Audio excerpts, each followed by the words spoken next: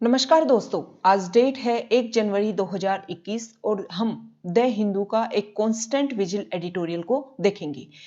Constant का मतलब होता है निरंतर, लगातार, और विजिल का अर्थ होता है, अगर इसका शाब्दिक अर्थ हम देखें तो उसका अर्थ होता है रात्रि जागरण, और भावार्थ देखें तो उसका अर्थ है चौकसी, मतलब अवेयरनेस क्रिएट करना, हमेशा एक चौकस नजर में रहना कि कहीं से कुछ अटैक ना हो जाए।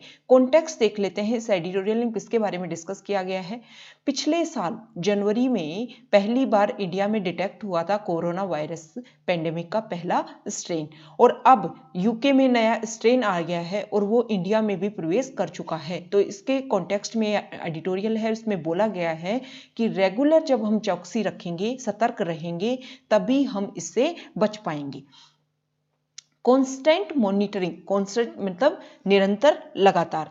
मॉनिटरिंग मतलब होता है जांच पड़ताल करना, समय समय पर जांच पड़ताल करना। इज द ओनली वे, एकमात्र रास्ता है India can build up.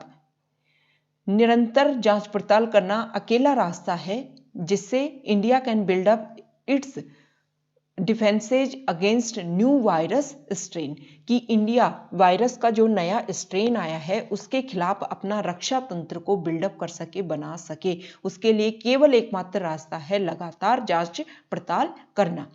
In less than 1 month, 1 महीने से भी कम का समय बचा है। It will be a year, ये 1 साल हो जाएगा, सिंस जब India confirmed it's first SARS-CoV-2 cases in Kerala.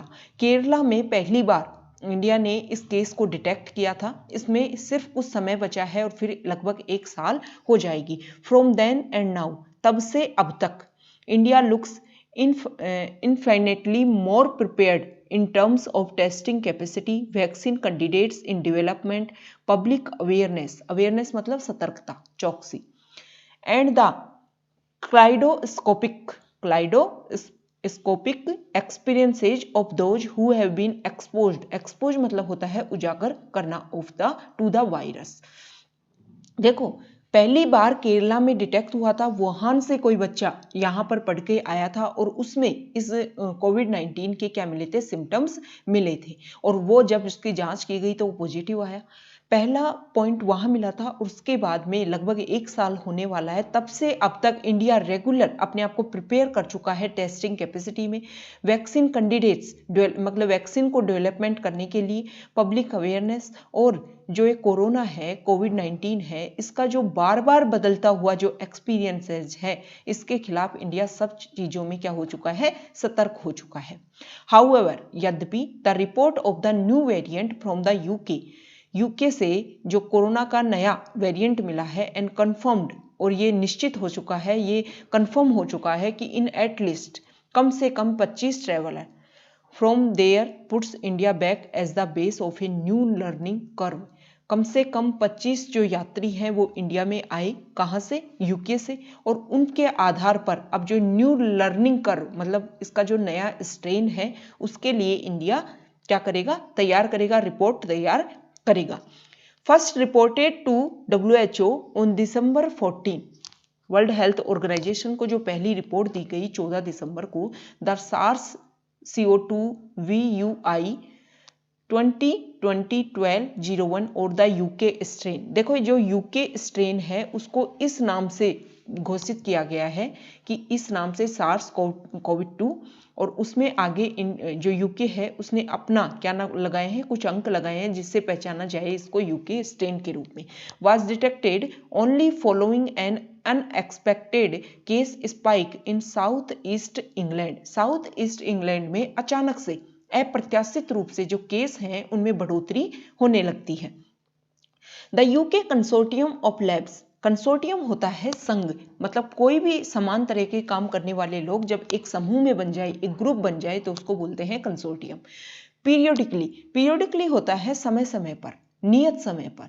Sequences 5 to 10% of the entire genome of SARS-CoV-2 isolates from the population.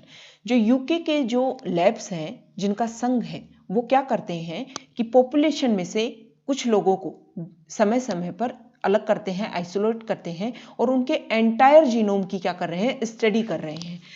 From 5 October to December 13, over 50% of isolates were identified as the variant strain in South East England. अब जो ये regular procedure वहाँ चल रहा है ना नियत समय पर, उसमें क्या किया गया कि 5 अक्टूबर से 13 दिसंबर तक जिन लोगों को आइसोलेट किया गया था पॉपुलेशन में से, उनमें से लगभग 50% से भी ऊपर के लोगों में, मतलब मान लो 100 लोगों को किया गया तो लगभग 60 लोगों में एक नया ही वेरिएंट भिन्न रूप मिला किसका, कोरोना का, साउथ ईस्ट इंग्लैंड में। This variant has at least 14 significant mutation. ये जो नया वेरिएंट मिला है ना, उसमें पिछले वेरिएंट की तुलना में लगभग 14 चीजें महत्वपूर्ण उसमें क्या हो चुके हैं, परिवर्तन हो चुके हैं। अब ये 14 परिवर्तन होने से क्या हुआ है इस नए स्ट्रेन में, विच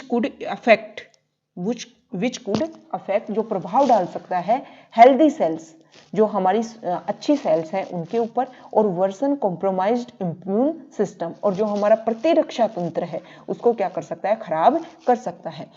स्टडीज शो, ये जो अध्ययन है, रिसर्च है, वो ये दिखाते हैं the virus variant while not linked yet to increasing mortality, कि जो नया वायरस का वेरिएंट मिला है ना, इससे अभी ये लिंक नहीं हो पाया है, ये संबंध नहीं बैठ पाया है कि इससे जो मृत्यु दर है उसमें बढ़ोतरी हुई है।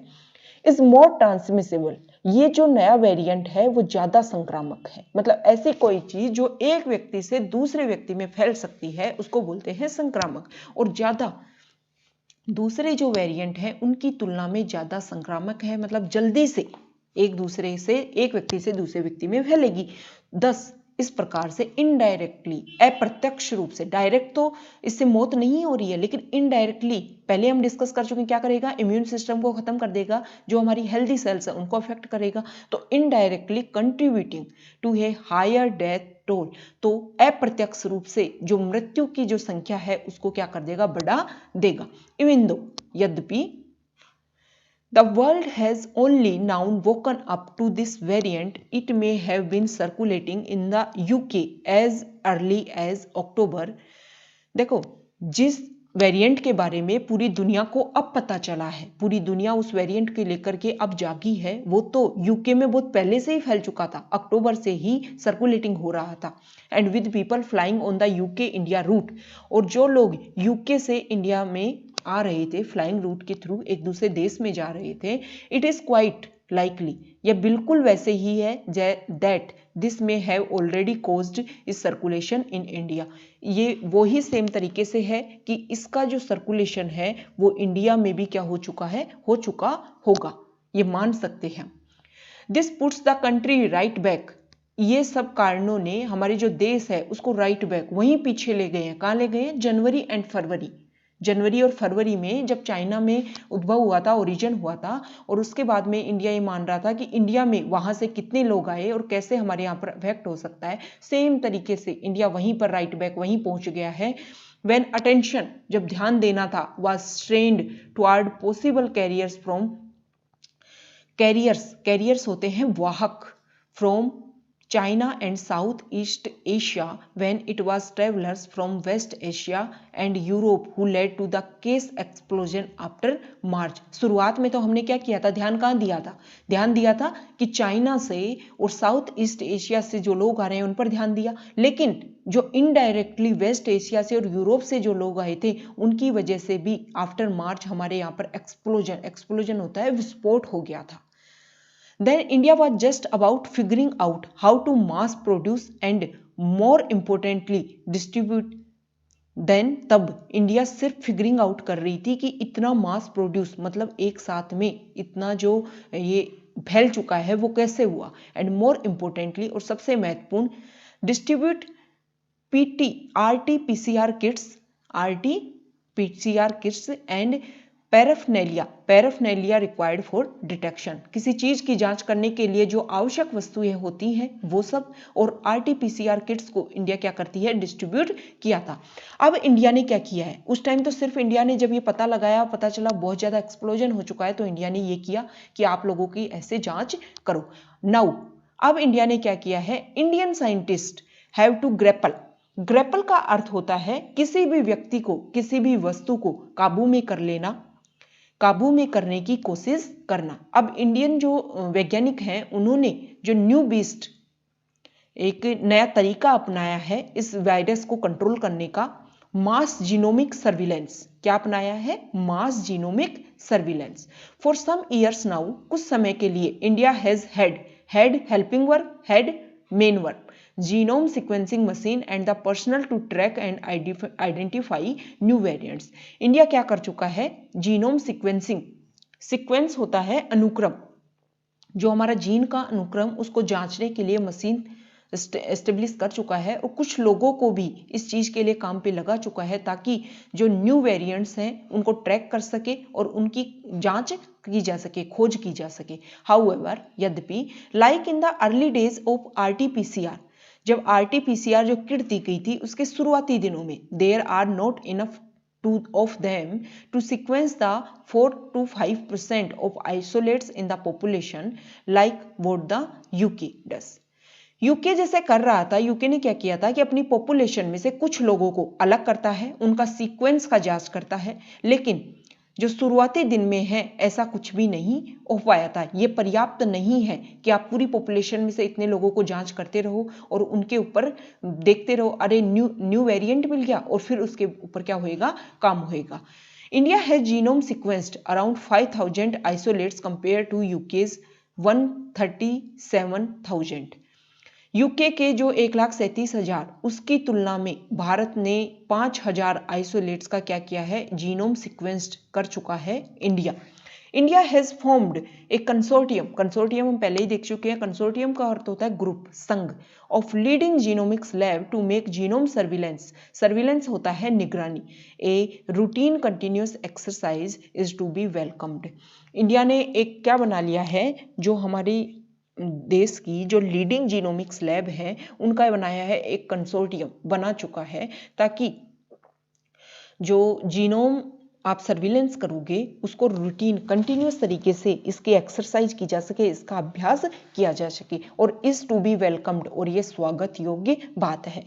With 2021 likely to be the year of vaccine, 2021 में ये तो वैसे बोला जा रहा है कि वैक्सीन का साल होगा, with A roll out at an unprecedented होता है मतलब जिसकी कोई आशा नहीं है, अभूतपूर्व स्केल, इसको मतलब एक वैक्सीन का साल होगा और क्या कर देंगे लोग, वैक्सीन लगवा लेंगे, वैक्सीन लगा दिया जाएगा। हैव ऑलरेडी वार्न्ड दैट, ऐसा बोला जा रहा है। देखो 2021 में वैक्सीन, अभी हमारे पीएम ने ये बोल दिया है कि अगले साल हमें वैक्सीन मिल जाएगी, मतलब 2021 में वैक्सीन तो मिल जाएगी, लेकिन साइंटिस्ट ने पहले ही चेतावनी दे दी है। Scientist have already warned that it is possible that some virus strain, कि ऐसा हो सकता है कि कुछ वायरस के जो स्ट्रेन है और एस्केप म्यूटेंट्स, कुछ उत्परिवर्ती जो इसके रूप हैं वो बच सकते हैं, may change enough to evade मतलब होता है बचकर निकल जाना, the vaccine immune response as observed in the case of hepatitis B.